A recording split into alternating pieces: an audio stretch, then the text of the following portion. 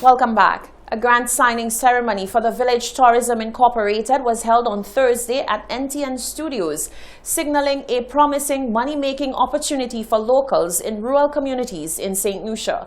The initiative is a product of the government of St. Lucia and the CARICOM Development Fund and is in keeping with the government's plan to improve the competitiveness of the sector through deliberate planning and management of the provision of tourism services at the community level. Permanent Secretary within the Ministry of Tourism, Donalyn Vitae, said this is to reduce sector leakages caused by the lack of local ownership.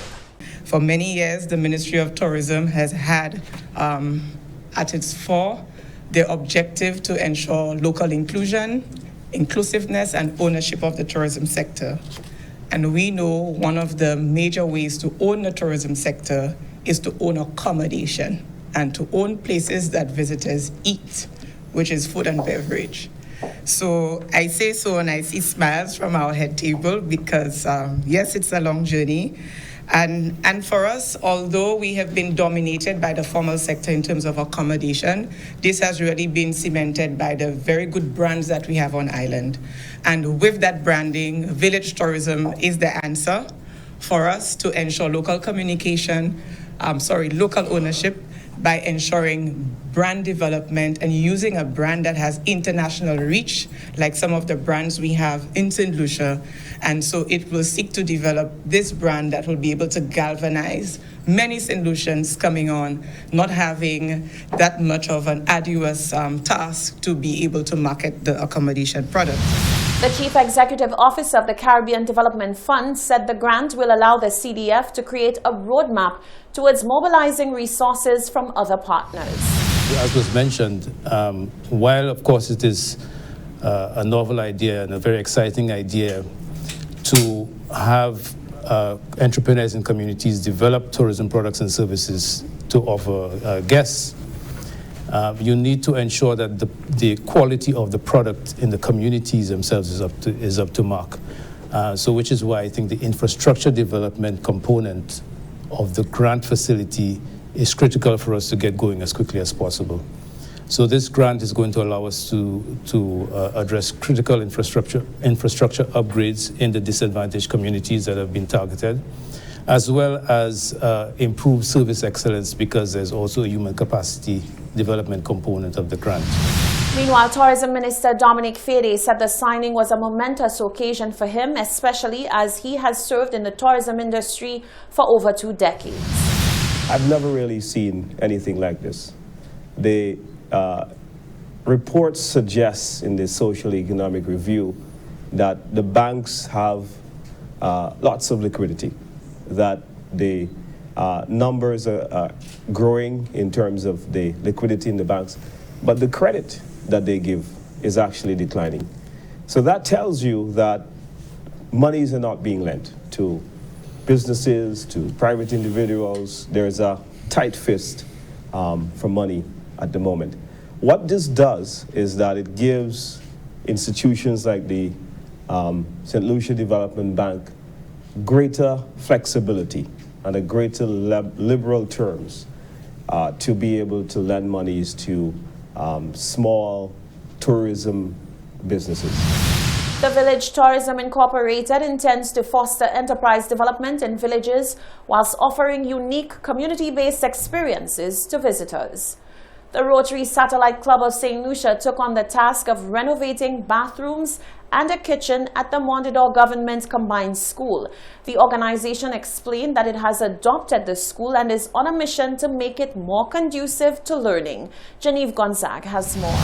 The Mondador Government Combined School was given a much-needed facelift to help with the facilitating of students returning to school. With the new rules and regulations governing schools due to the COVID-19 pandemic, the Rotary Satellite Club of St. Lucia renovated the bathrooms and kitchen of the Mondador Combined. Community Chair of the Rotary Satellite Club, Ryan Casabo, says the group budgeted $66,000 into the school, as it is one they have taken as their own. 2 years ago, the club decided to adopt Mondador School, and this was based on assessments of school within the area that we operate, and there was greater need at this school than any other school that we visited. And we started initially with smaller projects. We did a wash basin area where kids can drink and wash their hands. And then we, in dialogue with the principal, she said there were other areas that she could use our assistance, and as a result of that, we decided for this Rotary year, because Rotary year is from July to June, for this Rotary year we'd focus on probably a bigger project, and this time around we came to the washrooms and the kitchen. The washrooms were in deplorable conditions. We're talking about 16 washroom stalls for 2 boys, 2 girls areas, and they had to have a lot of repairs done to both the toilets and the face basins. Kazabo explained that the club raised the majority of the funds for the project virtually due to COVID-19.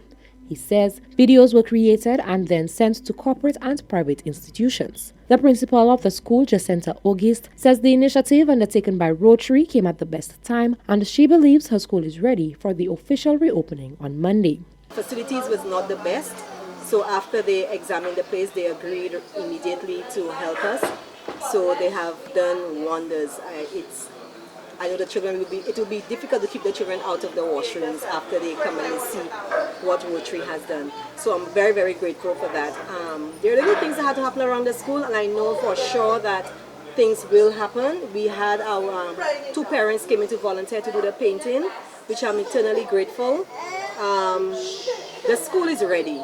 The teachers are ready. I know that the students are looking forward to being at school. I myself am elated to be back at school after being out for so long. She says the reopening of school will come with its fair share of challenges, given all the new regulations like the use of face masks and the social distancing. However, she says the staff is ready to put in the work to ensure a productive, safe and a successful first term. Reporting for Hot 7 News, I am Genevieve Gonzaga.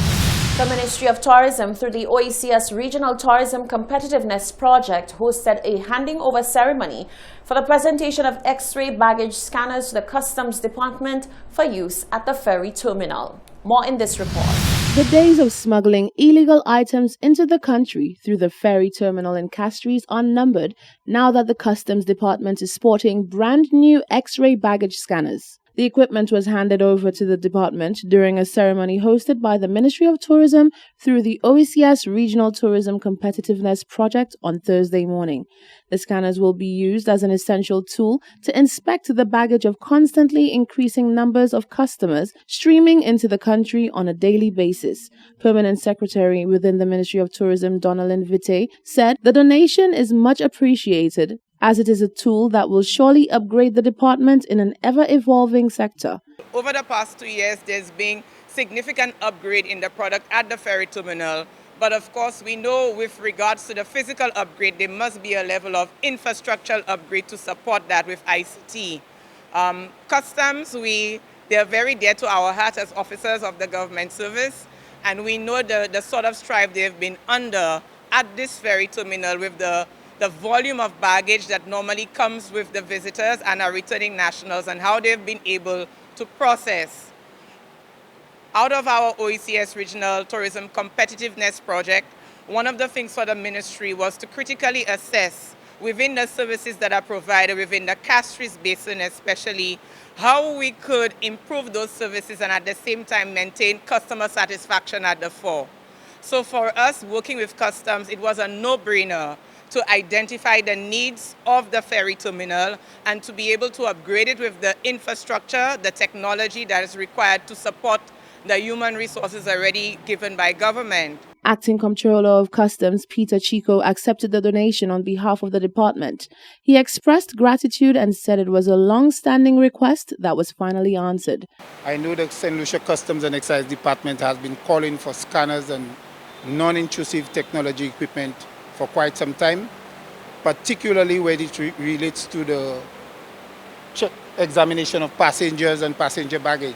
I am certain, PS, that this donation from your ministry will go a long way in helping the Customs Department meet its mandate to examine, clear passengers, provide that quality service that is always expected of the Customs and Excise Department. For the staff of the Customs and Excise Department, I want to say that we have a scanner now in the baggage hall.